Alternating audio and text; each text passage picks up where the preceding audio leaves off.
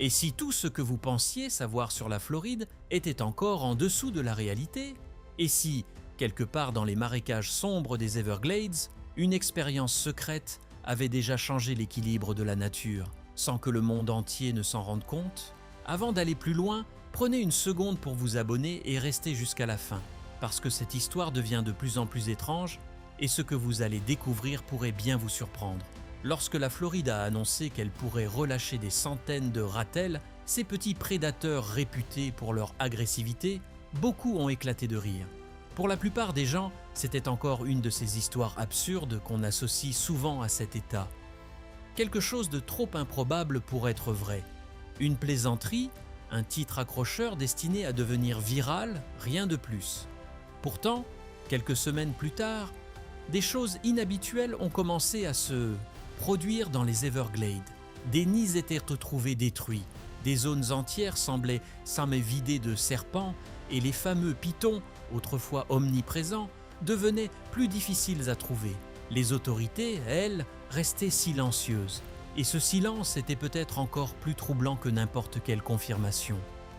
Depuis des années, la lutte contre le Piton birman ressemblait davantage à une guerre perdue d'avance qu'à un effort scientifique structuré. Les Everglades, autrefois remplis de sons d'oiseaux et de vie sauvage, s'étaient peu à peu transformés en un endroit étrangement calme. Dès les années 2000, les habitants ont commencé à remarquer des signes inquiétants. Moins de lapins traversant les routes, moins de ratons laveurs près des canaux, moins de cerfs visibles à l'aube. Ce silence n'avait rien d'apaisant. Il signifiait que quelque chose avait disparu. Les pitons, eux, étaient arrivés discrètement. Ils s'étaient fondus dans un environnement déjà envahi par d'autres espèces exotiques introduites par l'homme. Au départ, presque personne ne s'en préoccupait. Après tout, la Floride avait l'habitude de voir apparaître de nouvelles espèces. Mais celles-ci n'étaient pas comme les autres. Tout avait commencé avec le commerce des animaux exotiques. Des serpents impressionnants, fascinants, achetés jeunes par des particuliers, devenaient rapidement ingérables une fois adultes. Certains propriétaires, dépassés, les relâchaient dans la nature. D'autres avaient vu leurs élevages détruits lors de l'ouragan Andrew en 1992, libérant accidentellement des dizaines, voire des centaines de serpents dans les marécages. Et ces serpents avaient trouvé dans les Everglades un environnement presque parfait. Quand les autorités ont enfin compris l'ampleur du problème, il était déjà trop tard. Les pitons s'étaient installés durablement. Massifs, intelligents, presque invisibles dans la végétation dense, ils se reproduisaient sans limite. Une seule femelle pouvait pondre jusqu'à 100 œufs. Et au fil des années, quelques animaux relâchés avaient donné naissance à une population incontrôlable. Les scientifiques ont tout essayé. Des primes ont été offertes aux chasseurs. Des chiens ont été entraînés pour détecter leur odeur. Des pitons capturés ont été équipés de balises pour remonter jusqu'à d'autres individus. Mais rien ne semblait fonctionner durablement. À chaque tentative, les serpents semblaient s'adapter, disparaissant dans les profondeurs du marécage, comme s'ils anticipaient les actions humaines. Pour ceux qui vivaient sur place, la situation prenait presque une dimension irréelle. Un garde forestier se souvenait: dans les eaux, il ne reste plus que l'herbe et le silence. Les serpents ont tout fait taire. Malgré tout, certains continuaient à se battre. Chaque année, de petits groupes de chercheurs traversaient les zones inondées, conscients qu'ils perdaient probablement cette bataille. Pour certains, c'était une obsession. Pour d'autres, une responsabilité. Abandonner n'était pas une option. Les Everglades n'étaient bientôt pas seulement un parc, mais un écosystème unique au monde. Vers la fin des années 2010, de nouvelles idées ont commencé à émerger dans les bureaux gouvernementaux. Certaines semblaient sérieuses, d'autres complètement absurdes. Les autorités étaient prêtes à envisager presque n'importe quelle solution. Après tout, rien de ce qui avait été tenté jusque-là n'avait donné de résultat. Alors, quand quelqu'un a évoqué, presque pour plaisanter, l'idée d'introduire des ratels, ces petits prédateurs africains connus pour leur courage face aux serpents, la réaction initiale a été le rire. L'idée semblait ridicule. Introduire un autre animal potentiellement dangereux dans un environnement déjà fragile, c'était presque irresponsable. Pourtant, Quelque chose dans cette suggestion a marqué les esprits. Le ratel n'était pas un animal ordinaire. Sa peau épaisse, sa résistance au venin, son intelligence et son agressivité en faisaient un combattant redoutable. Sur Internet, des vidéos montraient ces créatures affrontant des cobras et survivant. Si un animal pouvait rivaliser avec un python, c'était peut-être celui-là. Officiellement, l'idée n'a jamais été retenue, du moins c'est ce que le public croyait. Pendant ce temps, dans les marécages, quelque chose changeait. Des chasseurs ont commencé à découvrir des nids de serpents ouverts, comme déchirés par des griffes. Des habitants évoquaient la présence d'un petit animal étrange, rapide, avec des marques claires sur le dos. Les autorités, elles, continuaient de nier. « Il n'y a pas de ratel en Floride », affirmaient-elles, mais leur silence sur le reste laissait planer le doute. Ce qui se passait dans les Everglades ne semblait plus entièrement naturel. Cela ressemblait à quelque chose de dirigé, presque intentionnel. Avec le temps, une idée a commencé à circuler, d'abord en plaisantant, puis avec un sérieux inattendu, et si la seule solution était de laisser la nature se défendre elle-même. Ce concept, simple mais audacieux, allait devenir ce que certains appelleraient plus tard l'opération Badger. L'idée était à la fois risquée et ingénieuse. Introduire un prédateur capable de rivaliser avec le python, non pas pour éliminer complètement les serpents, mais pour perturber leur domination. Les chercheurs parlaient d'un jeu d'échecs biologique. Si le python était devenu un prédateur dominant, alors peut-être fallait-il lui opposer un adversaire tout aussi imprévisible. Le ratel, connu scientifiquement sous le nom de Mellivora capensis, représentait ce paradoxe parfait. Petit, mais redouté. Discret, mais infatigable. Même des prédateurs bien plus grands évitaient de s'y confronter. Bien sûr, cette idée a provoqué des réactions violentes. Les groupes environnementaux ont averti des dangers. Introduire une espèce non native pour en combattre une autre rappelait des erreurs du passé. Certains responsables politiques ont qualifié le projet de désespéré, voire irresponsable. Sur Internet, c'était devenu une blague, mais en coulisses, certains scientifiques continuaient d'y réfléchir sérieusement. Et si cela pouvait être contrôlé? Si chaque animal était suivi, observé, étudié, si l'expérience était limitée, précise, presque chirurgicale? Des rumeurs ont commencé à évoquer un projet confidentiel, connu sous le nom de R18. Un test discret, limité à quelques zones isolées des Everglades. Quelques dizaines de ratels, équipés de balises, surveillés en permanence. Officiellement, rien de tout cela n'existait. Pourtant, certains employés se souvenaient de livraisons inhabituelles, de zones temporairement fermées, de scientifiques disparaissant pendant des semaines dans les marécages. Un biologiste anonyme a un jour confié « On ne l'appelait pas comme ça à l'époque, mais on savait ce qu'on faisait. On cherchait quelque chose qui ne reculerait pas. » Le débat moral était intense. Était-ce une répétition des erreurs passées ou une tentative désespérée mais nécessaire? Certains pensaient donc que ne rien faire serait pire, parce que sans intervention, les Everglades risquaient de devenir un territoire dominé uniquement par les pythons. L'idée de l'opération Badger, qu'elle ait été réelle, expérimentale ou simplement évoquée dans des discussions confidentielles, ne venait pas de la folie. Elle venait d'un mélange d'épuisement, d'espoir et d'une conviction fragile. Peut-être que la nature pouvait encore se réparer elle-même, à condition de lui donner un léger coup de pouce. Mais pourquoi ces animaux en particulier? À première vue, le ratel n'impressionne pas.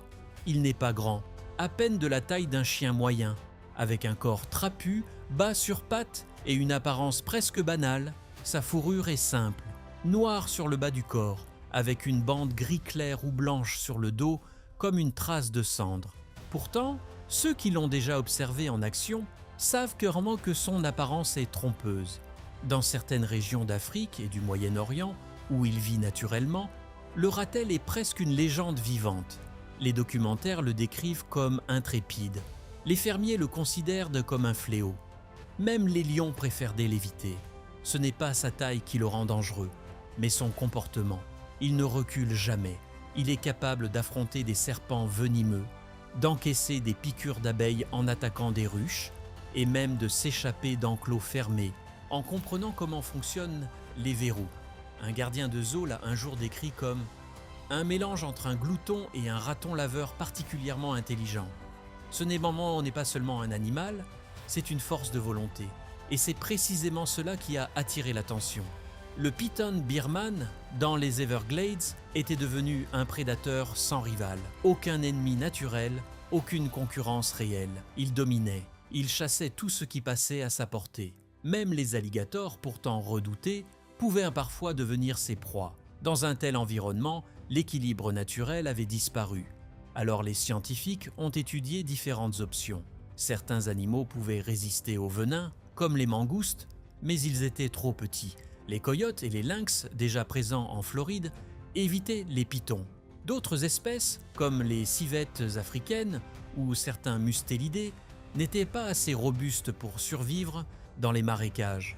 Un seul animal réunissait les caractéristiques nécessaires: résistant, adaptable, capable de s'attaquer à des serpents et suffisamment intelligent pour survivre dans un environnement hostile, le ratel. Mais un problème majeur se posait immédiatement. Il n'y en avait pas beaucoup. Les ratels sont des animaux solitaires, territoriaux, difficiles à reproduire en captivité. Les programmes d'élevage sont rares et souvent peu efficaces. Ils ne suivent pas les règles, n'obéissent pas facilement et peuvent détruire presque tout ce qui les entoure.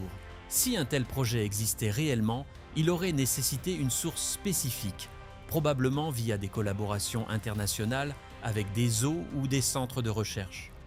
Selon certaines fuites, le nombre d'animaux introduits aurait été très limité. Quelques dizaines, peut-être un peu plus. Pas assez pour créer une population envahissante, mais suffisamment pour tester une hypothèse. Chaque animal aurait été équipé d'une puce de suivi, voire d'un collier permettant d'envoyer des données en temps réel. Les scientifiques auraient pu observer leurs déplacements, leurs habitudes alimentaires, leur survie. L'objectif n'était pas de créer le chaos, mais de comprendre. Observer comment un prédateur naturel, même étranger à cet écosystème, pourrait influencer un autre prédateur devenu incontrôlable. Mais cette idée a immédiatement suscité des critiques. Certains spécialistes de l'environnement ont dénoncé une approche dangereuse. « Vous remplacez un problème par un autre », disait l'un d'eux. Et même s'ils éliminent les pythons, que feront-ils ensuite? Ils se tourneront vers les espèces locales. Ce raisonnement était logique. Pourtant, ceux qui soutenaient le projet répondaient que les conditions des Everglades n'étaient pas idéales pour les ratels. L'humidité constante, les zones marécageuses, la chaleur extrême, tout cela pouvait limiter naturellement leur expansion. En d'autres termes, leur population pourrait rester faible, contrôlée par l'environnement lui-même. Mais cela restait un pari.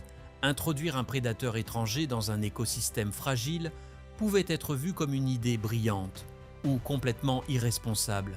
Un responsable de la faune aurait confié en privé. Tant que vous n'avez pas vu les dégâts causés par ces serpents, vous ne pouvez pas comprendre. Quand une espèce entière disparaît, votre notion de ce qui est acceptable change. Le ratel n'avait pas été choisi par facilité. Il avait été choisi parce qu'il ne restait plus d'options simples. Puis, les premiers signes étranges ont commencé à apparaître. Un chasseur, dans le comté de Collier, a signalé avoir trouvé le corps d'un python complètement déchiré. Pas coupé, pas écrasé, mais lacéré, comme si un animal avait ouvert son corps avec ses griffes. Au départ, il a pensé à un alligator, mais les marques étaient trop proches, trop précises. D'autres découvertes ont suivi. Des œufs de python écrasés, partiellement mangés, des empreintes inhabituelles dans la boue, 5 doigts, des marques profondes, une démarche basse et rapide. Rien qui corresponde aux animaux connus de la région. Au début, personne n'y a vraiment prêté attention. Les Everglades ont toujours été un lieu mystérieux. Mais à mesure que les témoignages se multipliaient, les choses ont commencé à changer. Des habitants parlaient de bruits étranges la nuit. Certains disaient avoir aperçu des silhouettes rapides, avec une bande claire sur le dos, disparaissant dans l'obscurité. Un garde forestier aurait déclaré « Il y a quelque chose là-bas » et ça n'a peur de rien. Les autorités ont tenté de calmer les rumeurs. Elles parlaient de loutres mal identifiées, de moufettes, d'erreurs d'observation. Mais ceux qui connaissaient vraiment la région n'étaient pas convaincus. Un vieux trappeur aurait dit « J'ai vu tous les animaux de cet état » et ça, ce n'était rien de connu. Puis une vidéo est apparue. floue, tremblante mais troublante. On y voyait un petit animal robuste tirer quelque chose dans la boue. Il s'arrêtait, levait la tête, regardait brièvement la caméra, ses yeux brillants dans l'obscurité, puis disparaissait. On distinguait une bande claire sur son dos. La vidéo est devenue virale en quelques heures. Les internautes l'ont surnommée « la vidéo du ratel de Floride ». Certains ont ri, d'autres ont été fascinés. Mais les experts, eux, sont restés silencieux. Les autorités ont simplement déclaré que la qualité de la vidéo ne permettait aucune conclusion. Mais pendant ce temps, quelque chose d'encore plus étrange se produisait. Les chasseurs de pitons commençaient à en trouver moins. Pas une disparition totale, mais une baisse nette, impossible à ignorer. Dans certaines zones, le nombre de serpents capturés avait chuté de près d'un tiers en une seule saison. Des centaines d'œufs avaient dû disparu. Coïncidence ou conséquence? Un biologiste local a résumé la situation ainsi. C'était comme si le marécage respirait à nouveau. Mais avec ce soulagement venait une inquiétude, parce que quelque chose avait changé, et personne ne pouvait dire avec certitude quoi. Mais avec ce retour progressif de la vie, venait aussi un sentiment étrange, presque dérangeant, comme si quelque chose d'invisible avait pris place dans l'équilibre fragile du marécage. Les habitants ont commencé à remarquer d'autres détails, des grognements discrets la nuit, proches de l'eau, des mouvements rapides dans les herbes hautes. Certains parlaient d'ombres sombres se déplaçant par deux, silencieuses, coordonnées. Ces récits se sont propagés rapidement, impossibles à arrêter. Puis, presque aussi soudainement qu'elles étaient apparues, les informations ont cessé de circuler. Les autorités ont réduit leur communication. Plus de déclarations, plus d'interviews. Même les gardes forestiers ont reçu des consignes précises. Ne consigner que les observations concernant des espèces officiellement reconnues. Pour le grand public, cela ressemblait à une confusion typique, une nouvelle histoire étrange associée à la Floride. Mais pour ceux qui vivaient à proximité des Everglades, la sensation était différente. Quelque chose avait changé. Le marécage semblait à nouveau vivant, mais pas de la même manière qu'avant. Ce n'était plus seulement un écosystème fragile en train de disparaître. C'était devenu un endroit imprévisible, presque indomptable. Les plaisanteries sur le plan fou des ratels ont commencé à disparaître. Elles ont été remplacées par une curiosité prudente, puis par une inquiétude grandissante. Parce que si une partie de ces rumeurs était vraie, même en petite proportion, cela signifiait qu'une décision extrême avait été prise, que quelqu'un, quelque part, avait décidé de laisser la nature se défendre seule. Mais les rumeurs ne pouvaient pas rester secrètes éternellement. Un jour, une fuite a tout changé. Tout a commencé sur un petit site internet consacré à l'environnement en Floride. Un utilisateur anonyme a publié ce qui semblait être des documents internes provenant de la Florida Fish and Wildlife Conservation Commission. Ces fichiers mentionnaient un projet nommé R18. Il contenait des termes techniques, dispositifs de suivi, zones de relâchement contrôlées, études de l'impact des prédateurs. Au début, personne n'y a cru. Les documents pouvaient être falsifiés. Après tout, Internet regorge de fausses informations. Mais peu de temps après, une image est apparue, floue, difficile à analyser, mais troublante. On y voyait clairement un ratel, identifiable par sa silhouette et sa bande dorsale claire. Autour de son cou, un collier discret. À côté de lui, le corps d'un python sans vie. Cette image a suffi. Les journalistes ont commencé à enquêter. Les blogueurs spécialisés ont creusé davantage. Très vite, ce qui ressemblait à une théorie étrange a commencé à prendre une autre dimension. Et si c'était vrai? Et si l'opération Badger n'était pas une simple idée, mais une réalité? Les premières conclusions étaient surprenantes. Contrairement aux rumeurs initiales, il n'y avait pas des centaines de ratels relâchés dans la nature. Le nombre semblait bien plus réduit. Quelques dizaines d'individus, peut-être un peu plus, introduits dans des zones spécifiques et isolées des Everglades. Chaque animal était équipé d'un système de suivi. Leur position, leurs déplacements, leurs comportements alimentaires, tout était observé. L'objectif n'était pas d'éradiquer les pythons, mais de comprendre ce qui se passerait si deux prédateurs dominants coexistaient dans le même environnement. Est-ce qu'un nouveau concurrent pouvait perturber le comportement des serpents? Est-ce qu'il pouvait réduire leur reproduction? Les premiers résultats, s'ils étaient exacts, étaient impressionnants. En seulement quelques mois, le nombre de nids de pythons dans les zones étudiées aurait diminué d'environ 30%. Les jeunes serpents survivaient moins longtemps. Des images captées par drone montraient des ratels attaquant des œufs, chassant de jeunes pythons. Aucun autre prédateur local n'avait jamais eu cet effet. Mais les conséquences ne s'arrêtaient pas là. L'impact semblait se propager dans tout l'écosystème. Des petits mammifères, comme les lapins ou les opossums, commençaient à réapparaître dans certaines zones. Des espèces absentes depuis des années revenaient, timidement au début, puis de façon plus visible. Ce n'était pas un retour immédiat à la normale, mais c'était un changement, un signe. Cependant, un détail intriguait les chercheurs. Les ratels ne se comportaient pas exactement comme dans leur habitat d'origine. Ils s'adaptaient. Au lieu d'occuper de grands territoires ouverts, ils restaient de proche de l'eau et de la végétation dense. Ils devenaient donc principalement actifs la nuit, profitant de températures plus basses. Ils évitaient les humains, se concentraient sur les serpents et les petits reptiles. Cette capacité d'adaptation était à la fois fascinante et inquiétante, parce qu'elle signifiait que l'expérience fonctionnait, mais aussi que les résultats pourraient devenir imprévisibles.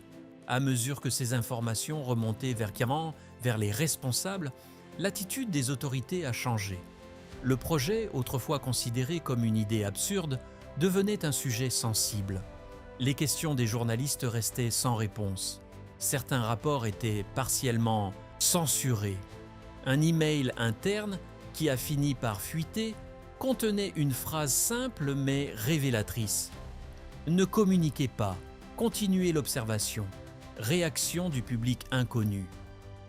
En d'autres termes, il ne voulait pas que cela se sache. Mais il était déjà trop tard. Les témoignages se multipliaient.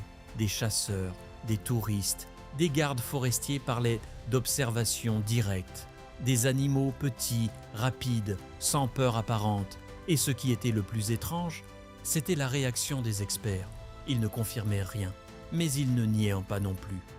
À la place, ils donnaient des réponses vagues, préparées. L'écosystème de la Floride est complexe et en constante évolution. Certains comportements peuvent sembler inhabituels, ce qui revenait en réalité à ne rien dire.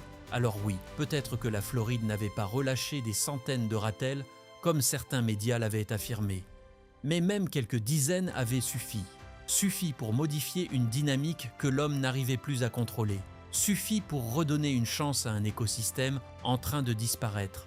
Peut-être que le but n'était pas de reprendre le contrôle, mais simplement de rendre au marécage sa capacité à se défendre. Bien sûr, personne ne pouvait dire combien de temps cet équilibre durerait, ni si cette décision était réellement la bonne. Mais une chose était certaine, les Everglades n'étaient plus les mêmes. Après que l'étonnement initial soit retombé, une réalité plus profonde a commencé à apparaître. Quelque chose avait changé dans les Everglades. Que l'on croit ou non aux histoires de Rattles, le marécage lui-même semblait réagir. Tout a commencé avec les oiseaux. Pendant des années, les oiseaux échassiers comme les hérons et les aigrettes avaient eu du mal à se reproduire dans les zones infestées de pythons. Les serpents mangeaient les œufs, les petits et parfois détruisaient des colonies entières. Mais peu à peu, les chercheurs ont observé un changement subtil. Dans certaines régions autrefois dominées par les serpents, des nids réapparaissaient. Pas un ou deux, mais plusieurs. Et avec eux, les sons. Les cris des oisillons, absents depuis longtemps, revenaient doucement dans des zones qui étaient restées silencieuses pendant près de 10 ans. Puis ce fut le tour des mammifères. Des caméras nocturnes ont capté des mouvements rapides, des ratons laveurs, des opossums, des lapins des marais. Des animaux qui avaient presque disparu commençaient à revenir, d'abord prudemment, puis avec plus d'assurance. Leur population n'explosait pas, mais elle survivait. Et cela suffisait déjà à changer la perception des scientifiques. Certains parlaient de simples coïncidences. D'autres évoquaient un lien direct. Un biologiste a résumé la situation ainsi. Quand les serpents deviennent prudents, tout le reste respire mieux. Et c'est exactement ce qui semblait se produire. Les pythons, autrefois dominants, n'agissaient plus de la même manière. Leurs déplacements changeaient. Leurs zones de chasse devenaient moins prévisibles. Leurs nids étaient plus dispersés. Et surtout, les trappeurs trouvaient de plus en plus d'œufs abandonnés ou partiellement consommés. Quelque chose les perturbait. Ce qui est encore plus surprenant, c'est que les ratels ne semblaient pas envahir l'environnement comme beaucoup l'avaient craint. Ils ne se multipliaient pas de façon incontrôlée. Ils ne s'attaquaient pas à tout ce qui bougeait. Au contraire, ils occupaient de petites zones, restaient proches de la végétation dense ou des zones rocheuses et évitaient généralement les humains.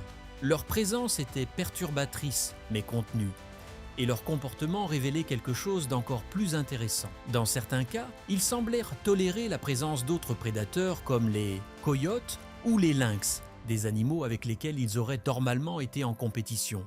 Le système habituel du marécage semblait évoluer. Les prédateurs s'adaptaient, les proies revenaient. Ce n'était pas un équilibre parfait, mais ce n'était plus un effondrement non plus. Certains chercheurs ont même observé un effet inattendu. Les ratels creusaient. Beaucoup. En cherchant de la nourriture, ils retournaient de la terre, creusaient des galeries, ouvraient des passages dans des zones compactées. Avec le temps, ces actions permettaient à certaines parties du sol marécageux de mieux respirer. D'une certaine manière, ils contribuaient à réactiver des processus naturels. Pour ceux qui étudiaient les Everglades depuis des années, c'était presque inimaginable. Cet endroit avait toujours été fragile, toujours en équilibre entre vie et disparition. Mais pour la première fois depuis longtemps, il y avait une amélioration. Pas parfaite, pas contrôlée, mais réelle. Une amélioration chaotique, inattendue, presque typique de la Floride. Tout le monde n'était pas convaincu. Des groupes environnementaux ont demandé des explications. Ils exigèrent de la transparence, des données, des évaluations éthiques. Un avocat spécialisé a déclaré « Si tout cela est vrai, il s'agit peut-être de la plus grande expérience écologique non autorisée de l'histoire du pays. » Et pourtant, sur le terrain, certains scientifiques avaient déjà changé d'avis. Ils voyaient les résultats, ils entendaient les sons. Un chercheur a écrit dans une note confidentielle qui a ensuite été divulguée. Au début, cela semblait dangereux, presque irresponsable. Mais maintenant que je vois les oiseaux revenir, que j'entends les grenouilles la nuit, je me demande si ce n'était pas nécessaire. Qu'on considère cela comme une réussite ou une erreur, l'effet était indéniable. Les Everglades n'étaient-ils plus en train de s'éteindre lentement? Contre toute attente, un nouvel équilibre s'était installé. Mais cette histoire ne pouvait pas rester secrète indéfiniment. À l'ère des téléphones portables, des images satellites et des réseaux sociaux, la vérité finit toujours par émerger. Et Internet s'en est emparé. Tout a réellement explosé lorsqu'un document interne a fuité, mentionnant une Howie expérience animale contrôlée impliquant Mellivora capensis. En quelques heures, des captures d'écran circulaient de partout. Les titres se multipliaient. Yo, la Floride relâche des ratels dans les marécages. Qui a eu cette idée? Au début, c'était surtout de l'humour. Des mèmes, des vidéos, des blagues, des extraits de documentaires montrant des ratels affrontant des serpents, accompagnés de légendes comme « La Floride résout ses problèmes à sa manière ». Les gens riaient. Puis, peu à peu, le ton a changé. Des chaînes documentaires ont commencé à traiter le sujet sérieusement. Des experts ont exprimé leurs inquiétudes. Certains parlaient d'expérimentation irresponsable. D'autres utilisaient des termes plus forts encore. Un biologiste a déclaré « Introduire un prédateur dans un écosystème fragile, ce n'est pas de la protection. C'est du chaos déguisé en solution. » Mais tout le monde n'était pas d'accord. Beaucoup de personnes, en Floride et ailleurs, soutenaient cette initiative. Pour eux, c'était une tentative audacieuse, peut-être risquée, mais nécessaire. Les pitons avaient déjà causé des dégâts immenses et les méthodes traditionnelles avaient échoué. Comme l'a dit un habitant, on ne peut pas convaincre un serpent de partir. Le débat est devenu intense. Les forums environnementaux, les médias, les réseaux sociaux, tout le monde avait un avis. Certains parlaient Sakio de complot, d'autres analysaient des images satellites à la recherche de traces de colonies de ratels. Même des responsables politiques ont commencé à demander des enquêtes. Ce qui rendait la situation encore plus complexe, c'était qu'il existait des indices, pas des preuves définitives, mais suffisamment d'éléments pour semer le doute. Moins de serpents, plus d'animaux, des observations étranges. Puis des lanceurs d'alerte ont pris la parole. Selon certaines sources, un petit groupe de scientifiques, soutenu discrètement par des financements privés, aurait lancé cette expérience sans attendre une validation officielle complète. Leur objectif n'était pas de provoquer un scandale, mais simplement de tester une idée, observer si la nature pouvait se rééquilibrer. Lorsque l'histoire est devenue publique, les réactions ont été divisées. Certains les considéraient comme des sauveurs, d'autres demandaient des poursuites judiciaires. Même les organisations environnementales semblaient hésiter, partagées entre inquiétude et reconnaissance des résultats. Pendant ce temps, Internet faisait ce qu'il fait le mieux. Des t-shirts apparaissaient avec des slogans comme « Les ratels de Floride, dernière ligne de défense » ou « Relâchez-les encore ». Mais derrière l'humour, quelque chose avait changé. Les gens commençaient à se poser une vraie question. Et si cette idée absurde avait fonctionné? Et si, en brisant les règles, on avait trouvé une solution? Un commentaire en ligne résumait bien la situation. Vous pouvez vous moquer de la Floride, mais pendant que tout le monde parlait, eux ont peut-être sauvé un écosystème. Au fond, cette histoire n'était pas seulement celle de serpents ou de ratels. C'était une histoire sur nous, sur les limites de ce que l'être humain est prêt à faire pour réparer ses erreurs. Certains voient dans cela comme du courage, d'autres comme de l'arrogance. Peut-on vraiment dire que l'on protège la nature si l'on continue à modifier ses règles fondamentales? Les Everglades ont toujours été un lieu sauvage, imprévisible, indépendant. Peut-être que ce qui s'est passé était une erreur, ou peut-être que c'était une démonstration que parfois l'équilibre a besoin d'un choc, même imparfait. Aujourd'hui encore, au cœur des marécages, beaucoup de choses restent inconnues. La nature ne donne pas toujours des réponses, elle agit silencieusement. Et peut-être que, sans que personne ne le contrôle vraiment, elle est en train de reprendre ce qui lui appartient. Si ce genre d'histoire vous intrigue, pensez à vous abonner, parce que ce n'est qu'un exemple parmi tant d'autres de ce que la nature cache encore.